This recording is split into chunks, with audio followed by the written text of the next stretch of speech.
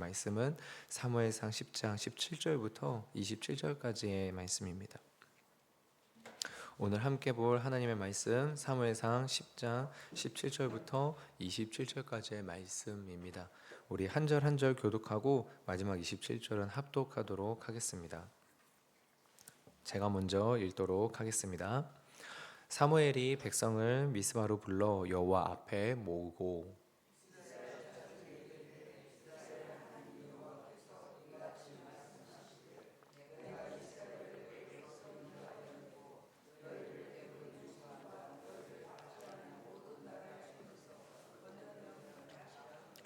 너희는 너희를 모든 재난과 고통 중에서 친히 구원하여 내신 너희의 하나님을 오늘 버리고 이르기를 우리 위에 왕을 세우라 하는도다. 그런즉 이제 너희의 지파대로 1000명씩 여호와 앞에 나오라 하고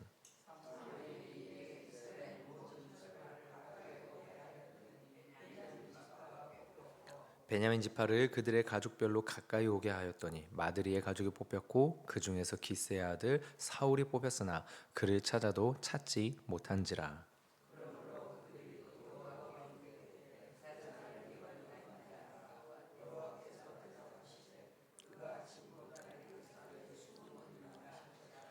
그들이 달려가서 거기서 그를 데려오매 그가 백성 중에 선이 다른 사람보다 어깨 위만큼 컸더라.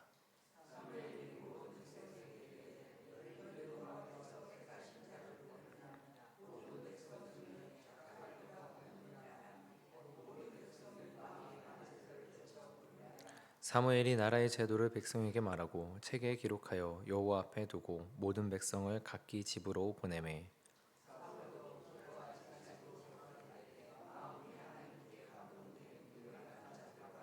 함께 읽겠습니다. 어떤 불량배는 이르되 이 사람이 어떻게 우리를 구원하겠느냐 하고 멸시하며 예물을 바치지 아니하였으나 그는 잠잠하였더라. 아멘. 우리 김윤 이름으로 1,000번째 헌금 물질 바치셨습니다. 우리 잠시 기도하도록 하겠습니다. 하나님, 정말로 주님께서 우리를 이 시간에 아버지 하나님 기도하게 하시고 또 새 힘을 주셔서 감사합니다. 하나님, 아침을 아버지 하나님 매일같이 새벽 기도로 아버지 시작한다는 것이 쉬운 듯 하면서도 아버지 하나님 우리의 일상을 생각해 보면은 참으로 쉽지 않은 일임을 고백합니다. 그럼에도 주님이 마음 주셨고 힘 주셨습니다. 건강 주셨고 기도할 제목들 또한 주셨습니다. 아버지 하나님, 우리가 이 모든 것들을 짐이 아니라 힘으로 여길 수 있는 믿음의 사람 되게 하시고 하나님의 마음을 아버지 하나님 우리가 닮아가는 은혜가 있게 하여 주시옵소서. 감사드리며 예수님의 이름으로 기도드리옵나이다. 아멘. 오늘 읽은 본문 말씀은 본격적으로 사울이 왕으로 이스라엘의 왕으로 세워지게 됨을 보게 되는 장면입니다. 분명히 사무엘이 따로 사울에게 기름 부음을 했지만 지금 이 장면은 공식적으로 모든 이스라엘 백성들 앞에서 사울이 왕으로 인정을 받게 되고 추대되게 되는 그 장면을 기록하고 있는 모습입니다. 우리가 여기에서 함께 하나님의 말씀에 어떤 내용이 담겨져 있는지, 우리 삶에 적용할 때 어떤 의미가 있는지를 우리가 같이 함께 조금 묵상해 보도록 하겠습니다. 먼저 첫 번째 묵상의 내용은 우리는 사람들의 여론이 아니라 하나님의 마음을 쫓아가야 한다는 것입니다. 우리 오늘 함께 읽은 본문 17절부터 19절을 다시 한번 보도록 하겠습니다. 사무엘이 백성을 미스바로 불러 여호와 앞에 모으고 이스라엘 자손에게 이르되 이스라엘 하나님 여호와께서 이같이 말씀하시기를 내가 이스라엘을 애굽에서 인도하여 내고 너희를 애굽인의 손과 너희를 압제하는 모든 나라의 손에서 건져내었느니라 하셨거늘 너희는 너희를 모든 재난과 고통 중에서 친히 구원하여 내신 너희의 하나님을 오늘 버리고 이르기를 우리의 왕을 세우라 하는도다. 17절에서 19절은 굳이 이스라엘의 잘못을 다시 언급하고 있는 모습입니다. 이스라엘의 잘못을 굳이 다시 언급하고 있죠. 이유는 너무나도 분명합니다. 단순히 8장에서는 이스라엘의 장로들만 있었고 지금은 온 백성이 있으니까 한 번 더 언급한다 이런 이유가 아니라 너무나도 분명한 이유가 무엇이냐?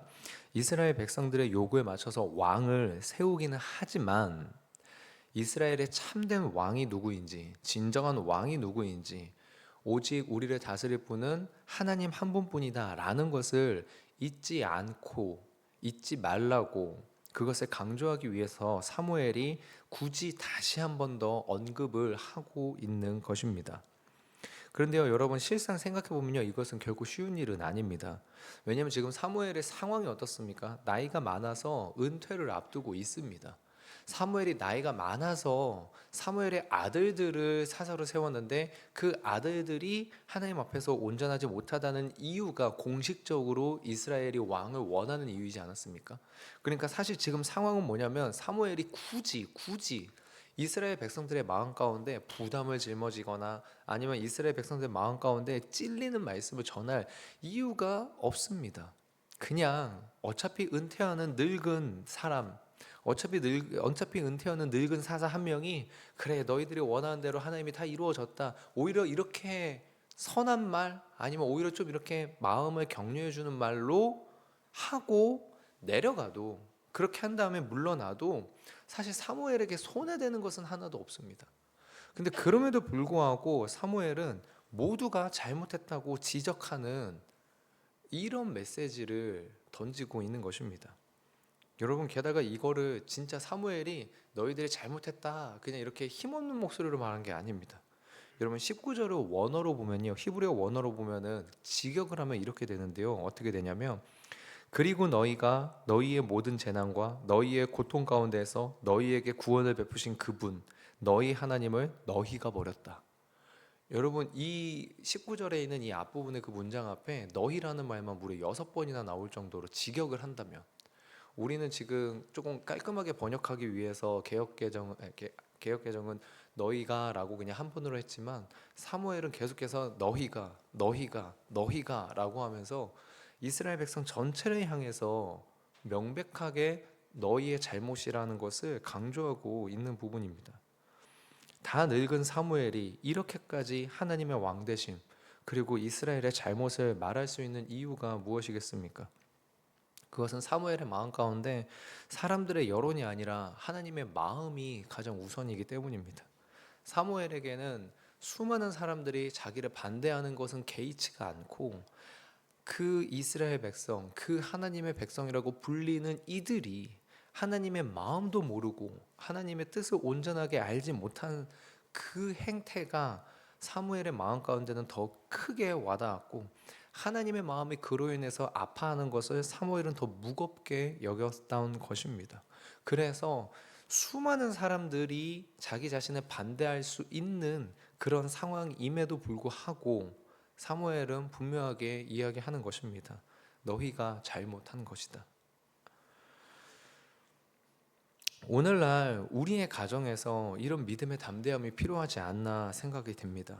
믿음이 흔들리는 자녀나 배우자에게 하나님께서 안타까워하시는 마음을 그 하나님의 마음을 증거할 수 있는 우리 한 사람 한 사람이 있어야 되지 않나 싶습니다.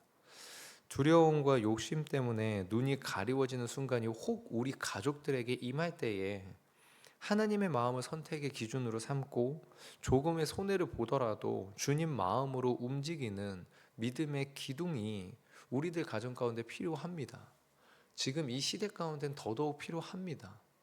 교회를 사람들이 기대하지 않고 손가락질하고 있는 이 시대 가운데 교회가 하나님의 마음을 정말로 가슴에 담고 사람들이 모두가 다 원하는 길이 아니라 하나님의 마음이 정말로 가라고 하는 곳으로 갈 수 있는 거기를 선택할 수 있는 용기와 그 믿음의 결단이 우리에게 필요합니다. 그래서 학원이나 대학 입시가 아니라 예수님의 마음을 더 깊게 묵상하고 취업이나 승진이 중요하지 않다는 게 아니라 그보다 더 중요한 주님의 마음을 취업이나 승진 앞에다가 둘 수 있는 믿음의 사람들이 있다면 우리가 정말로 이 시대를, 이 상황을 그리고 우리 각자에게 처해진 가정 가운데에서의 믿음의 회복의 역사를 볼 수 있는 기회를 주님이 한 번 더 주시지 않을까 생각을 합니다. 다만 어제 살펴본 묵상과 함께 생각할 내용인 것 같습니다. 우리가 어제 두 번째로 살펴봤던 건 뭐냐면 때로는 침묵하는 것이 하나님의 선을 이룬다라는 묵상이 있었습니다. 그런데 오늘 사람들의 여론이 아니라 하나님의 마음을 쫓는다는 것, 이것이 이 어제 묵상과 함께 갈 수 있어야 될 줄로 믿습니다. 명확하게 칼로 무자르듯이 기준을 나누기는 어렵지만 어떨 때 침묵해야 되고 어떨 때 정말로 명백하게 선포해야 되는가에 대한 것이 칼로 무자르듯이 기준을 나누기는 어렵지만, 그렇기 때문에 칼로 무자르듯이 기준을 나눌 수 없기 때문에 우리의 태도가 중요하지 않나 싶습니다. 진정으로 상대방의 영혼을 위하고 사랑하는 일인가? 그리고 내가 희생하는 일인가? 그리고 상대를 위해 무엇보다 정말로 기도를 했는가? 이렇게 나의 태도를 먼저 점검하고 자녀나 배우자, 그리고 부모와 형제, 나아가 우리가 속해 있는 집단에서, 공동체에서 우리가 사람의 말이나 사람들의 여론보다 하나님의 마음을 더 중하게 볼 수 있는, 그리고 어떤 때 침묵해야 되는지를 볼 수 있는 분별력과 은혜가 있기를 소망합니다. 두 번째로 함께 살펴볼 묵상은 하나님의 은혜 속에서도 여전히 흔들리는 우리의 마음이라는 것입니다. 하나님의 은혜 속에서도 여전히 흔들리는 마음입니다. 여러분, 분명히 사울은요, 앞서서 사무엘에게 기름 부음을 받았고요, 그리고 그때 성령에 감동돼서 예언도 하고 새로운 마음을 받았다, 마음의 확신을 가졌다라고 명확하게 기록이 되어 있습니다. 그런데 그럼에도 불구하고 사울은 숨어들었습니다. 우리가 오늘 함께 읽은 본문 21절과 22절입니다. 베냐민 지파를 그들의 가족별로 가까이 오게 하였더니 마드리의 가족이 뽑혔고 그 중에 기스의 아들 사울이 뽑혔으나 그를 찾아도 찾지 못한지라. 그러므로 그들이 또 여호와께 묻되 그 사람이 여기 왔나이까? 여호와께서 대답하시되 그가 집 못다리들 사이에 숨었느니라. 사울이 왜 숨었는지에 대해서요, 여러분 본문 안에서 명확하게 밝혀진 이유는 사실 없습니다. 사울이 왜 숨었는가에 대해서 이 10장 안에서, 사무엘상 10장 안에서 명백하게 나타난 이유는 없습니다. 그런다 우리가 추론을 할 수밖에 없죠. 그런데 분명한 건 뭐냐면, 사울이 마음속에 생각하기를 나는 이미 사무엘에게 기름 부음 받았으니까 어떻게든 되겠지라는 생각으로 숨은 것은 결코 아닐 거라는 것입니다. 그런 마음으로 숨은 것은 결코 아닐 거라는 것이죠. 명확한 이유가 무엇인지는 알 수 없습니다. 그러나 사울의 마음 가운데 어떤 걱정이 있어서, 어떤 불안감이 있어서, 아니면 혹은 어떤 마음 가운데에서 부담이 있어서 그런지 모르겠으나 현실적으로, 지금 상황적으로 보여진 건 뭐냐면은 그가 숨었다라는 것입니다. 아니, 하나님의 은혜를 받고 어떻게 그럴 수 있습니까? 라고 만약에 묻는다면, 네, 여러분, 충분히 가능한 일입니다. 왜냐하면 아직 우리는 이 육체를 입고 이 땅을 살아가고 있기 때문이죠. 갈라디아서를 보면은 베드로가 외식하는 장면을 바울이 꾸짖는 내용이 나옵니다. 2장 11절부터 13절이 그러합니다. 게바가 안디옥에 이르렀을 때에 책망받을 일이 있기로 내가 그를 대면하여 책망하였노라. 야고보에게서 온 어떤 이들이 이르기 전에 게바가 이방인들과 함께 먹다가 그들이 오매 그가 할례자들을 두려워하여 떠나 물러가매 남은 유대인들도 그와 같이 외식함으로 바나바도 그들의 외식에 유혹되었느니라. 여러분, 이 시기, 지금 바울이 기록하고 있는 이 시기의 베드로는, 게바는 오순절 성령 강림 사건을 경험한 베드로입니다. 그러니까 성령의 충만함을 경험했고 그 성령의 충만함으로 사역을 하던 베드로입니다. 근데 그럼에도 불구하고 베드로의 마음 가운데 외식이 들어왔고 그 외식하는 행위가 있었다라는 것입니다. 이유가 뭐라고요? 할례자들을 두려워하여.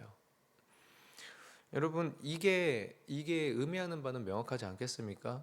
여러분, 은혜를 받았다고 안심하거나 은혜를 받았으니까 모든 게 다 끝났다라는 것이 아니라는 것입니다. 은혜를 받은 만큼 주님 앞에서 더 주님 사랑하면서 살아가야죠. 은혜 받은 만큼. 그렇지 않다면 우리가 가진 본질적인 죄성으로 인해서 우리는 오히려 더 괴로워지는 상황이 펼쳐질 수 있다는 것을 보여주고 있습니다. 사울은 분명히 하나님의 영에 감동돼서 예언도 하고 사무엘에게 받은 바대로 마음도 다시 한번 새롭게 다짐하고 주님이 주신 의지가 있었습니다. 베드로 역시 오순절 성령 충만함으로 하나님 앞에 나아갈 수 있고 하나님의 사역을 감당하고 있었습니다. 근데 그럼에도 불구하고 둘 다 한 사람은 짐들 사이에 숨어버릴 만큼 마음 가운데에서의 나약해짐과 연약해짐이 있었고, 또 다른 사람은 할례자들을 두려워하는 외식하는 마음이 들어 있었습니다. 여러분, 그런데 누가 이 둘을 비난할 수 있습니까? 누가? 왜냐하면 우리들 모두가 다 동일한 사람이라는 점 때문입니다. 누가 비난할 수 있겠습니까?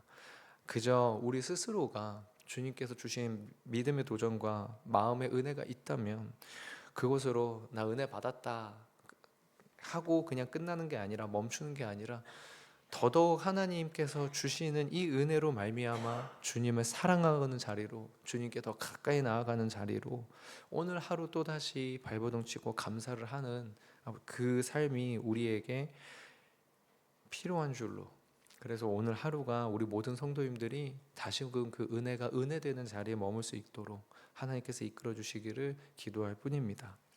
우리 마지막으로 한 가지만 더 살펴볼 것은 무엇이냐면, 하나님의 응답도 믿음이 있어야지 받고 누릴 수 있다는 것입니다. 하나님의 응답도 믿음이 있어야지 받고 누릴 수 있습니다.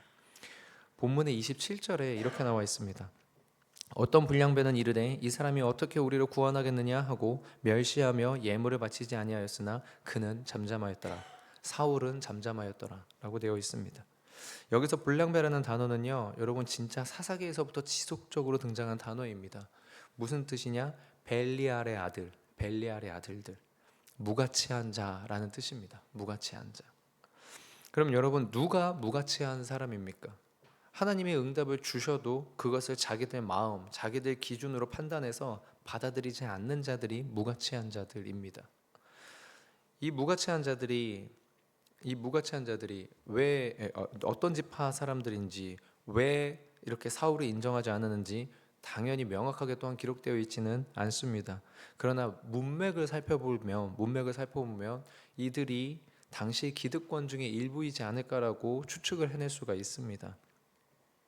기득권을 가지고 있는 사람들, 자기들 위에 왕이 세워져서 자기들의 권력이 위태롭고 흔들릴 수 있으니 사울을 깎아내리려는 마음이 큰 것이겠죠. 하나님이 세우신 왕, 하나님의 응답으로 세워진 사람임에도 불구하고 이들은 자기들 중심에서 인정을 하지 않습니다. 자기들 기준에서 받아들이지 않습니다. 어떻게 우리를 구원하겠느냐라고 하며 비아냥거리고 하나님의 응답인 사울을 무시하고 따르지 않으려고 합니다. 여러분, 근데 이 모습은요, 이때만이 아니라 2000년 전에 예수님이 오셨을 때에도 마찬가지였습니다. 이들의 이 교만한 모습, 이 무가치한 자들의 모습이 예수님을 십자가에 못 박는 자리까지 시간과 공간을 넘어서 적용이 되는 거죠. 하나님의 아들 메시아, 분명한 왕이심에도 불구하고 바리새인들, 사두개인들, 대제사장들은 예수님을 인정하지 않았습니다. 그리고 기어이 예수님을 십자가에 못 박는 자리까지 예수님을 끌고 갑니다. 우리 일상에서도 내가 원하는 응답이 아니어서 하나님의 응답을 무시하거나 받아들이지 않는 것은 아닌지 우리가 살펴보아야 될 줄로 생각합니다. 내가 인정해야만 하나님의 응답이고 내가 인정하지 않으면 하나님의 응답이 아니게 되는 것은 아닙니다. 예수님을 십자가에 못 박아도 하나님의 구원은 이루어지고 사울을 인정하지 않아도 그는 하나님이 세우신 왕이죠. 우리가 하나님의 응답을 보아도 보지 못하고 들어도 듣지 못하는 자리에 있을 수도 있습니다. 그렇기 때문에 정말로 우리 안에 하나님을 향한 신뢰와 믿음이 없다면 응답을 우리는 받지도 누리지도 못하는 자리에 있게 될 수도 있다는 것입니다. 자녀와 배우자, 부모와 형제에게 하나님이 주신 응답이 무엇인지 우리가 믿음의 눈으로 찾아볼 수 있기를 소망합니다. 그래서 그들을 통해서 우리 가정에 이루어지는 하나님의 은혜를, 회복을, 화목을 간증하실 수 있는 우리 모두 간증의 주인공들이 되시기를 주님의 이름으로 축원드립니다. 기도하도록 하겠습니다. 하나님, 정말로 하나님께서 우리들에게 하나님께서 예비하신 응답들을 주시고, 아버지 하나님, 정말로 주님이 우리 가운데 함께 하심을 말씀해 주시려고 하는데, 하나님, 그 가운데에서 우리가 사람들의 여론의 눈치를 보거나 아니면 내 마음의 기준대로 응답을 판단하거나, 아버지, 우리의 마음이 우리의 욕심 때문에 흔들려서 아버지 하나님의 응답을 외면하고 숨어버리는 것은 아닌지, 하나님, 우리가 우리 스스로를 날마다 늘 깨어서 점검해 볼 수 있기를 원합니다. 하나님, 이는 사람의 힘으로 되지 아니하고 능으로 되지 아니하고 오직 여호와의 영으로만 되는 줄로 믿음으로 선포하오니 우리 한 명 한 명이 그렇게 우리 자신 스스로로 돌아볼 수 있도록 주께서 은혜를 더하여 주시옵소서.